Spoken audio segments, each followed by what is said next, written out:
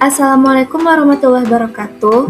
Perkenalkan, saya Suci Rahmanisa dengan BP 2412026 ingin mempresentasikan materi yang berjudul reaktor kimia. Nah, materi yang pertama, apa sih yang dimaksud dengan reaktor kimia?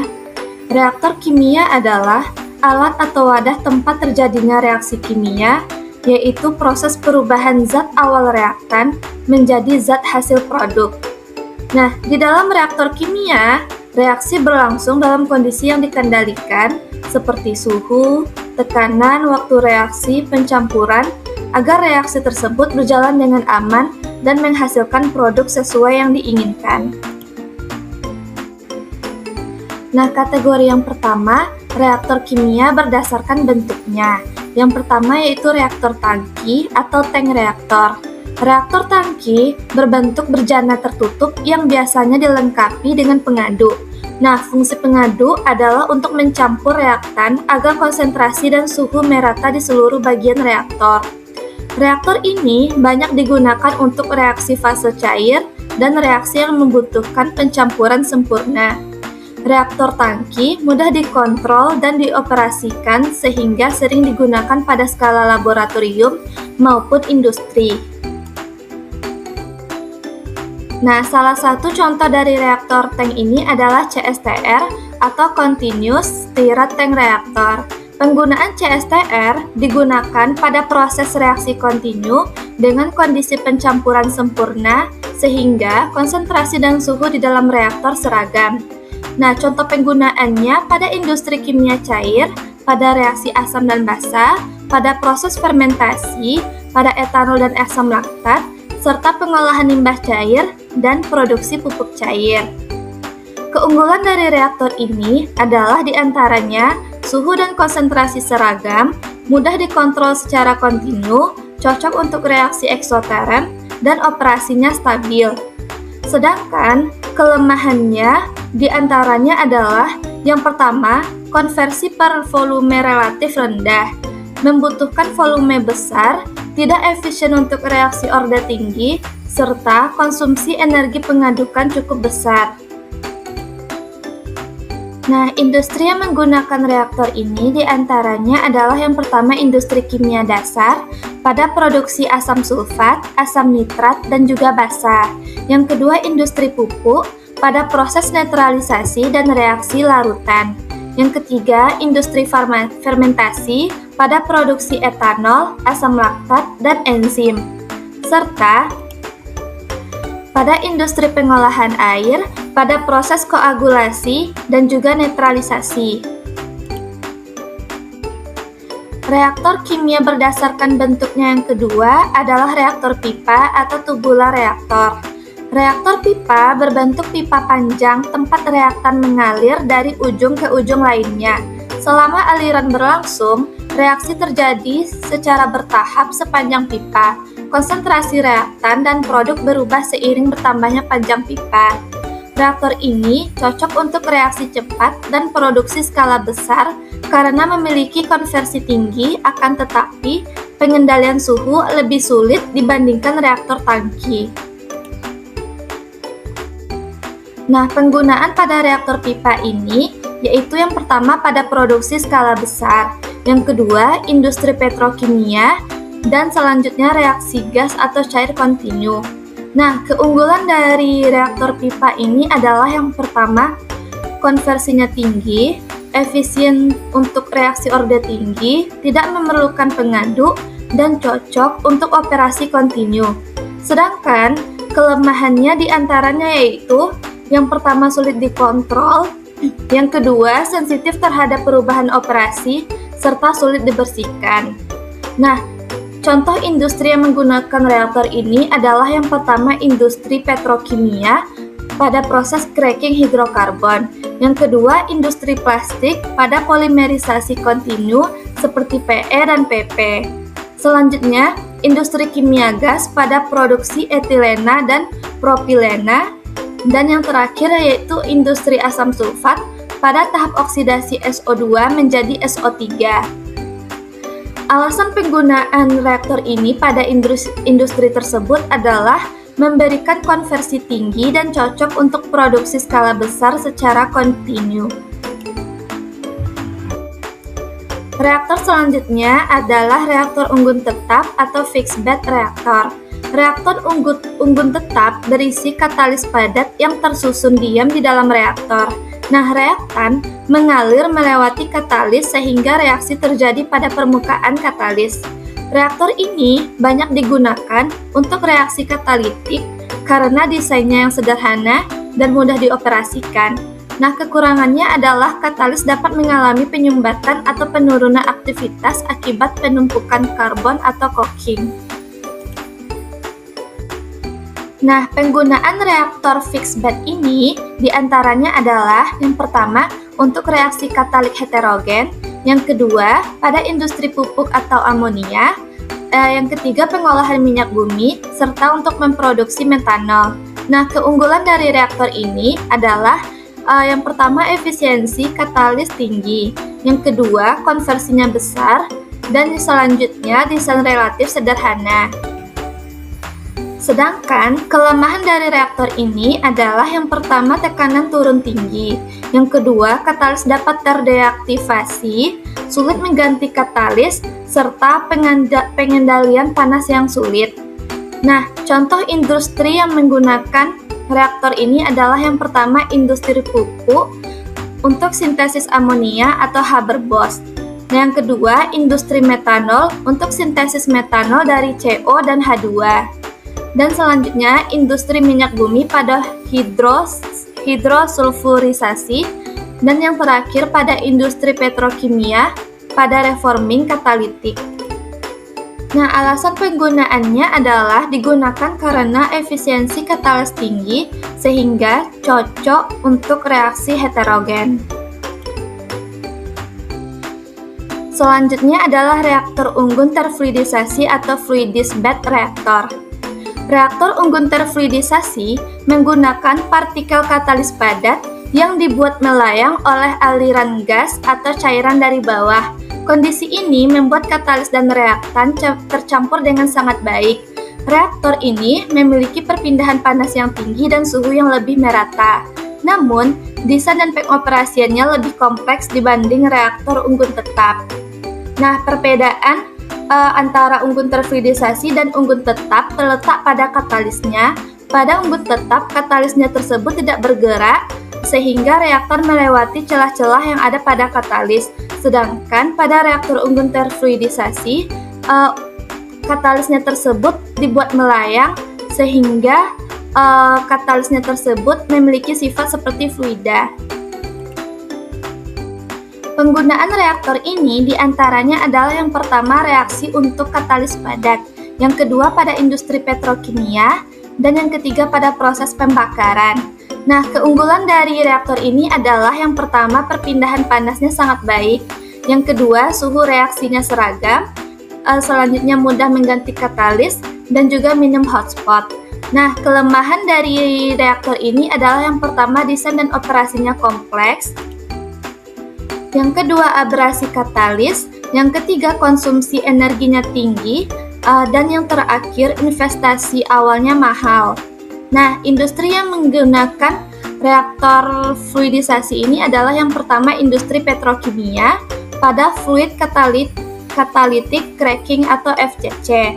Nah, yang kedua industri energi terhadap pembakaran batu bara. Yang ketiga pada industri polimer untuk memproduksi polietilena dan polipropilena. Dan yang terakhir, industri lingkungan pada pengolahan limbah gas. Nah, alasan penggunaannya adalah memberikan perpindahan panas yang sangat baik dan suhu reaksinya merata. Selanjutnya adalah reaktor kimia berdasarkan cara pengoperasiannya. Yang pertama yaitu reaktor batch. Nah, reaktor batch dioperasikan dengan memasukkan seluruh reaktan ke dalam reaktor awal, kemudian reaksi dibiarkan berlangsung selama waktu tertentu tanpa adanya aliran masuk atau keluar. Nah, setelah reaksi selesai, produk dikeluarkan. Reaktor ini fleksibel dan cocok untuk produksi skala kecil serta penelitian. Kekurangannya adalah waktu operasi yang lebih lama dan produktivitas yang rendah. Penggunaan reaktor ini untuk produksi skala kecil pada industri farmasi, pada laboratorium dan penelitian, serta pembuatan bahan kimia bernilai tinggi. Nah, keunggulan dari reaktor ini adalah yang pertama, fleksibel untuk berbagai jenis reaksi, yang kedua mudah dikontrol dan dioperasikan, yang ketiga cocok untuk reaksi lambat atau kompleks, dan mudah mengganti bahan baku. Nah, sedangkan kelemahannya adalah yang pertama tidak cocok untuk produksi besar, yang kedua produktivitasnya rendah, yang ketiga waktu operasi lama, dan yang keempat adalah biaya tenaga kerja yang relatif tinggi. Nah, contoh industri yang menggunakan reaktor ini adalah diantaranya industri farmasi pada pembuatan obat tablet, sirup, dan antibiotik. Yang kedua, industri kosmetik pada pembuatan krim, lotion, maupun salep. Yang ketiga, pada industri makanan pada produksi coklat, saus, margarin skala kecil, serta industri bahan kimia khusus untuk pewarna, resin khusus, dan aditif. Nah, alasan penggunaannya adalah digunakan karena reaktor ini fleksibel, mudah dikontrol, dan cocok untuk produk bernilai tinggi dengan jumlah terbatas. Reaktor kimia berdasarkan cara pengoperasiannya selanjutnya adalah reaktor kontinu. Reaktor kontinu bekerja dengan aliran reaktan yang masuk dan produk yang keluar secara terus-menerus. Kondisi operasi seperti suhu dan konsentrasi relatif tetap selama proses berlangsung. Reaktor ini cocok untuk produksi skala besar dan berkesinambungan. Namun, sistemnya lebih kompleks dan memerlukan pengendalian yang lebih ketat. Nah, reaktor ini digunakan pada proses industri skala besar yang beroperasi secara terus-menerus seperti produksi amonia, asam sulfat, dan bahan bakar. Keunggulan dari reaktor ini adalah yang pertama produksi stabil dan kontinu, yang kedua kualitas produk lebih seragam, selanjutnya efisien untuk kapasitas besar, serta mudah diotomatisasi. Sedangkan kelemahan dari reaktor ini adalah yang pertama biaya investasi awal tinggi, kurang fleksibel terhadap perubahan kondisi operasi, serta penghentian proses sulit jika terjadi gangguan. Nah, contoh industri yang menggunakan reaktor ini adalah yang pertama industri petrokimia pada produksi amonia, yang kedua industri pupuk pada produksi urea, yang ketiga industri polimer pada produksi polietilena dan propilena. Selanjutnya adalah reaktor semi-batch. Reaktor semi-batch merupakan gabungan antara reaktor batch dan juga kontinu. Nah, sebagian reaktan dimasukkan di awal, sedangkan reaktan lainnya ditambahkan selama reaksi berlangsung. Reaktor ini digunakan untuk mengontrol laju reaksi dan mencegah reaksi yang terlalu cepat atau berbahaya. Reaktor semi-batch sering digunakan pada reaksi eksoterm. Penggunaan reaktor ini yang pertama adalah untuk reaksi berbahaya atau eksoterm, yang kedua industri kimia khusus, dan selanjutnya reaksi dengan kontrol laju reaktan. Nah, keunggulan dari reaktor ini adalah yang pertama, kontrol reaksinya lebih baik, lebih aman untuk reaksi eksoterm, dan fleksibel, serta mengurangi risiko runaway reaction. Nah, sedangkan kelemahan dari reaktor ini adalah operasi tidak sepenuhnya kontinu, produktivitas sedang, pengendaliannya lebih rumit, serta membutuhkan operator yang terampil. Nah, contoh industri yang menggunakan reaktor ini adalah yang pertama, industri kimia organik untuk reaksi nitrasi dan sulfonasi. Yang kedua, industri farmasi pada sintesis senyawa aktif. Yang ketiga, industri polimer untuk polimerisasi dengan kontrol laju reaksi, serta industri bahan peledak untuk reaksi berisiko tinggi. Nah, alasan penggunaannya adalah reaktor ini dipilih untuk meningkatkan keamanan dan pengendalian reaksi. Selanjutnya adalah rumus rancangan reaktor. Untuk reaktor batch, rumusnya adalah waktu reaksi sama dengan integral dari konsentrasi awal A sampai konsentrasi A pada waktu tertentu dari dCA dibagi minus laju reaksi A. Nah, yang kedua, untuk CSTR atau Continuous Stirred Tank Reactor, rumusnya adalah volume reaktor sama dengan laju alir mol A mula-mula dikali konversi A dibagi minus laju reaksi A. Selanjutnya, untuk plug flow reaktor, volume reaktor sama dengan integral dari konversi 0 sampai konversi A dari laju alir mol A awal dibagi minus laju reaksi A terhadap perubahan konversi. Selanjutnya, untuk reaktor fixed bed, berat katalis sama dengan integral dari konversi 0 sampai konversi A dari laju alir mol awal A dibagi minus laju reaksi per satuan berat katalis. Untuk reaktor semi-batch, laju perubahan jumlah mol A terhadap waktu sama dengan laju mol A yang masuk dikurangi laju reaksi A dikali volume reaktor. Dan yang terakhir, untuk reaktor fluidized bed, volume reaktor sama dengan laju alir mol awal A dikali konversi A dibagi minus laju reaksi A. Materi selanjutnya adalah hubungan laju reaksi dengan volume reaktor. Yang pertama, pada reaktor batch, volume reaktor bersifat tetap selama reaksi berlangsung. Laju reaksi tidak berhubungan langsung dengan volume, tetapi ditentukan oleh konsentrasi reaktan dan waktu reaksi.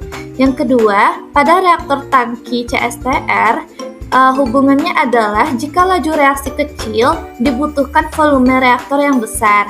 Sebaliknya, jika laju reaksi besar, volume reaktor yang dibutuhkan lebih kecil. Nah, pada reaktor pipa, hubungannya adalah jika laju reaksi tinggi di awal, volumenya yang dibutuhkan lebih kecil. Nah, selanjutnya, reaksi fixed bed, semakin besar laju reaksi per berat katalis, maka semakin sedikit katalis atau volume bed yang dibutuhkan. Nah, pada reaktor semi-batch, volume reaktor berubah terhadap waktu karena adanya aliran masuk reaktan. Dengan kata lain, volume mempengaruhi laju reaksi secara tidak langsung melalui perubahan konsentrasi. Nah, yang terakhir, pada reaktor fluidized bed, pencampuran sangat baik sehingga sering diasumsikan seperti CSTR, yaitu volume reaktor berbanding terbalik dengan laju reaksi. Semakin tinggi laju reaksi, maka semakin kecil volume yang dibutuhkan, maka begitu juga sebaliknya. Sekian presentasi dari saya, mohon maaf apabila ada kesalahan. Saya akhiri dengan Assalamualaikum warahmatullahi wabarakatuh.